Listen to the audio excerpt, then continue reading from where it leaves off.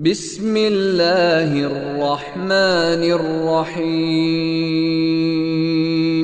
ولما جاء موسى لميقاتنا وكلمه ربه قال رب أرني أنظر إليك